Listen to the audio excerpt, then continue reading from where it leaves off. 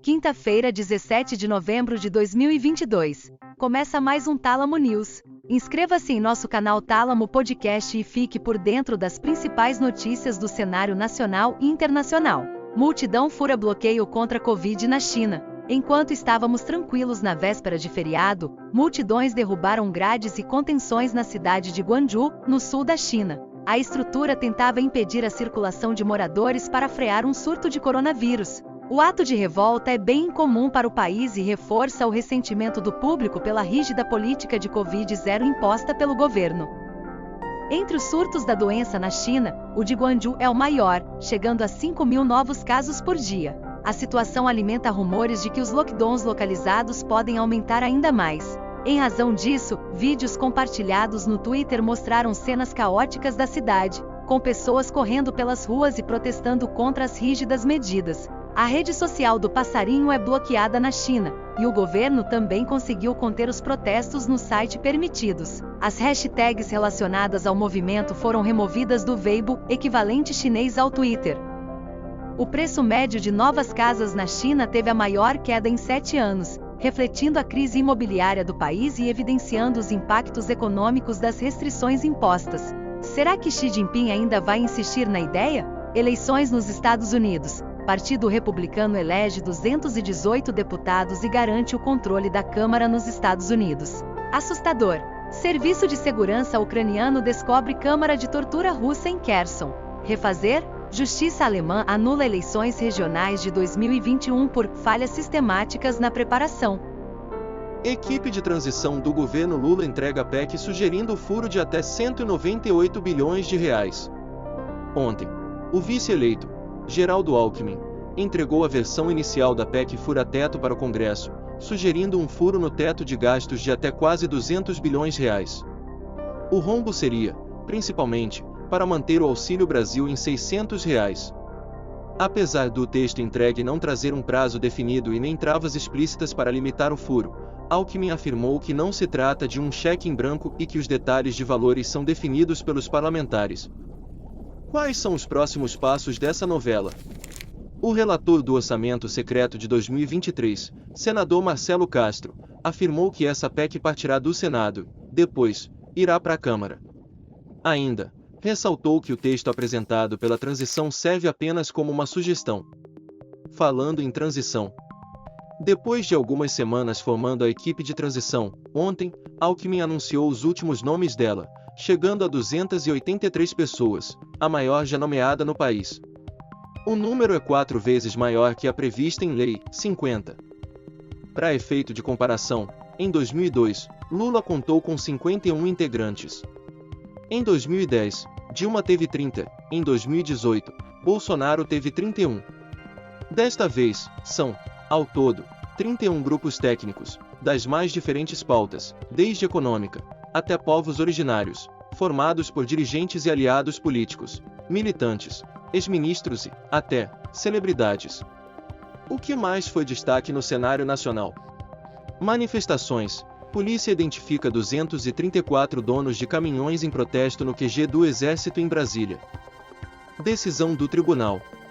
Maioria do STF valida transporte gratuito a jovens de baixa renda. COP27. Lula diz que pedirá à ONU para Brasil sediar a conferência em 2025. Tim Cook está acabando com o sonho do Steve Jobs? Se entrar em uma loja da Apple já foi como chegar em um serviço de concierge alimentado por um exército de nerds amigáveis e prestativos. A situação parece estar um pouco diferente agora. O brilho no olho dos funcionários da maçã foi responsável pela satisfação e cifrão de muitos clientes. Porém, depois de algumas mudanças feitas por Tim Cook, os vendedores estão perdendo a empolgação. Quais foram as mudanças?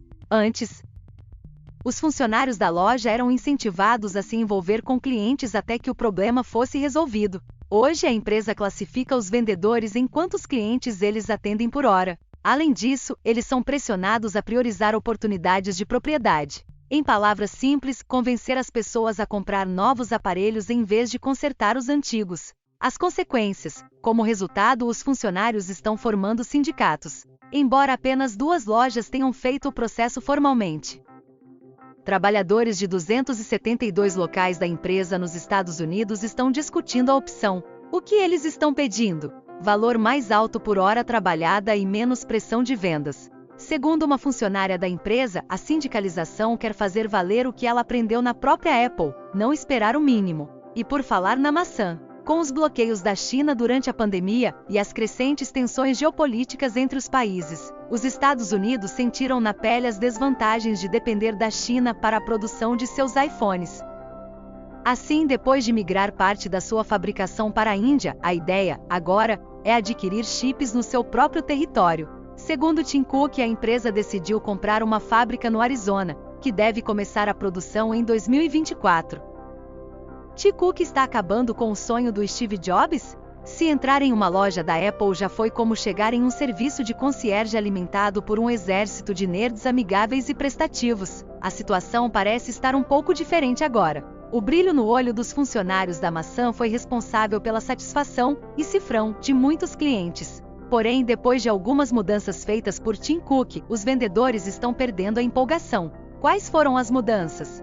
Antes, os funcionários da loja eram incentivados a se envolver com clientes até que o problema fosse resolvido. Hoje, a empresa classifica os vendedores em quantos clientes eles atendem por hora. Além disso, eles são pressionados a priorizar oportunidades de propriedade. Em palavras simples, convencer as pessoas a comprar novos aparelhos em vez de consertar os antigos.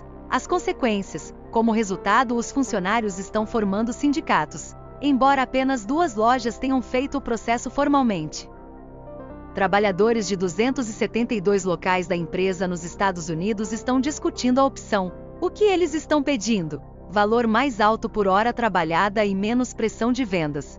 Segundo uma funcionária da empresa, a sindicalização quer fazer valer o que ela aprendeu na própria Apple, não esperar o mínimo. E por falar na maçã, com os bloqueios da China durante a pandemia e as crescentes tensões geopolíticas entre os países, os Estados Unidos sentiram na pele as desvantagens de depender da China para a produção de seus iPhones.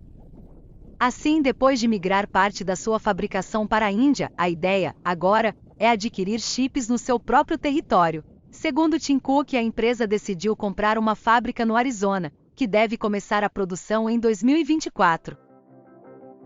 A inflação do Reino Unido no nível mais alto desde 1981, e a libra está se desvalorizando. A terra do chá registrou ontem uma inflação anual de 11,1%, a maior taxa no país há 41 anos. O que está acontecendo? Por conta do aumento nos preços de energia, como consequência da guerra da Ucrânia e dos alimentos, o custo de vida da população britânica subiu. Mais de 1 milhão de famílias do país não têm condições de bancar o reajuste dos preços, o que deve elevar o número de pessoas que solicitam ajuda a instituições de caridade. Pensando em conter a alta da energia, o governo estabeleceu um teto de reajuste. Em outubro foi de 27%, sendo que, sem o limite, poderia chegar a 80%. Segundo as autoridades inglesas, não é possível ter um crescimento sustentável no longo prazo com uma inflação alta.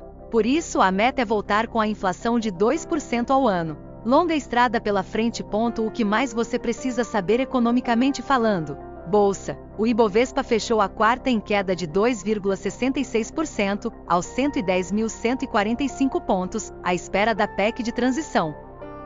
Já o dólar fechou com alta de 1,5%, cotado a R$ 5,38. Reajuste no botijão. Petrobras reduz preço do gás de cozinha em 5,3%. Inscreva-se em nosso canal Tálamo Podcast e fique por dentro das principais notícias do cenário nacional e internacional.